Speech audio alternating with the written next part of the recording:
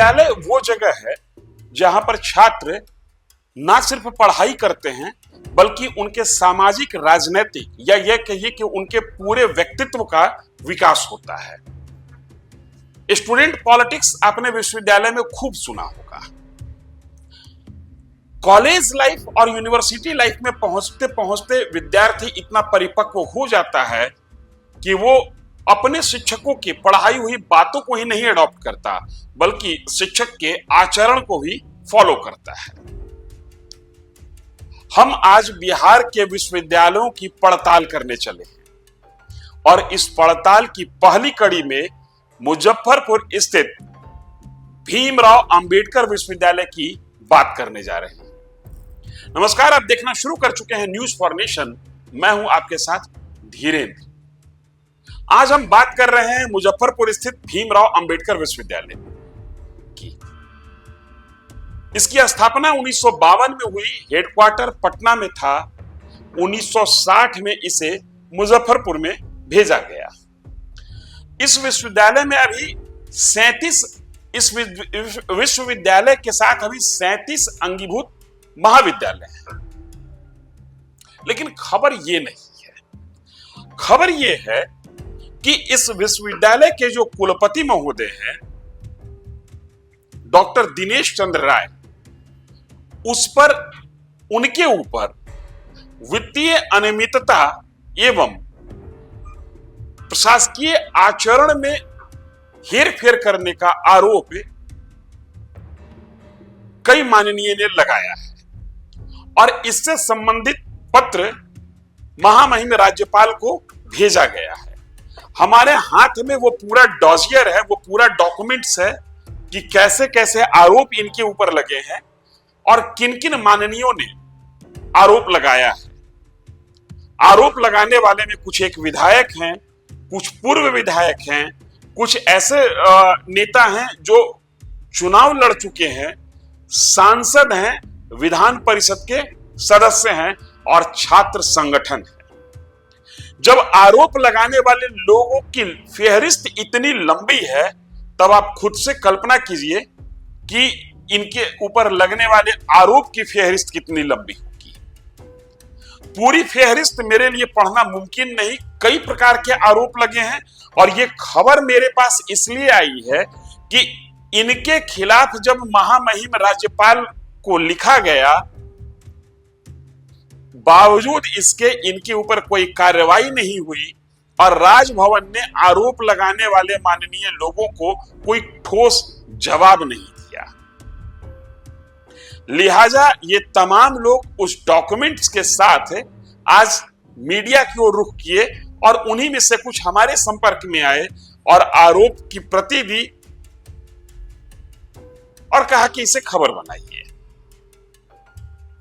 हो सकता है कि राजभवन, जब हम खबर पढ़ रहे हैं तब तक राजभवन की ओर से उनको जवाब मिल चुका होगा, लेकिन इसकी जानकारी हमें नहीं है। इनके ऊपर जो आरोप लगा है उसमें से कुछ एक आरोप मैं आपको बताता हूं। एक कंपनी है XLICT, ये लखनऊ की कंपनी है। इस कंपनी को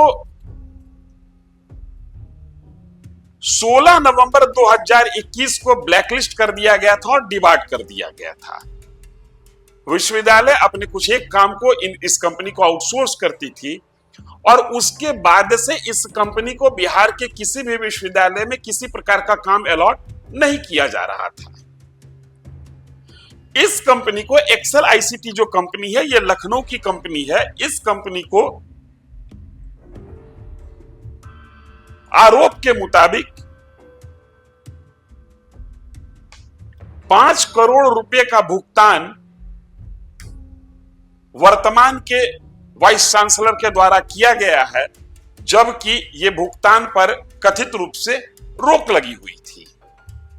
यह एक आरोप हुआ। दूसरा आरोप जो है वो ये कहा जा रहा है कि एडमिशन के समय छात्रों से अधिक रकम वसूली जा रही है। यह आरोप जो लगाए हैं उसकी प्रति हमारे पास है। तीसरा आरोप इन पर है कि ये अपने लोगों को, अपने चहेतों को के बीच में पद बांटकर उनको उपकृत कर रहे हैं। किन किन को उपकृत किए हैं, कुछ एक नाम हम यहां पर पढ़ेंगे। और एक आरोप यह भी है कि नैक एक्रेडिटेशन प्राप्त करने के चक्कर में कई अंगीभूत महाविद्यालय के प्रोफेसर और लेक्चरर रीडर को इधर से उधर ट्रांसफर किया गया है। लिहाजा कई कॉलेज में कुछ एक विभाग ऐसे हैं जो गेस्ट टीचर, गेस्ट फैकल्टी के हवाले है। आरोप तो यहां तक है कि गेस्ट फैकल्टी, गेस्ट प्रोफेसर के हवाले पूरा का पूरा विभाग ही किसी किसी कॉलेज में है। ऐसे में छात्रों का जो शैक्षणिक कार्य है वो सीधा सीधे प्रभावित होता हुआ दिख रहा है। भ्रष्टाचार के जो आरोप हैं वो कितना सही कितना गलत ये जांच का विषय है। हमारे पास सिर्फ आरोप की प्रति है। हमारे संवाददाता ने विश्वविद्यालय प्रशासन से संपर्क करने की कोशिश की, लेकिन इस विषय पर किसी से भी बात नहीं हो पाई या किसी ने बात करना उचित नहीं समझा। जिन लोगों को इन्होंने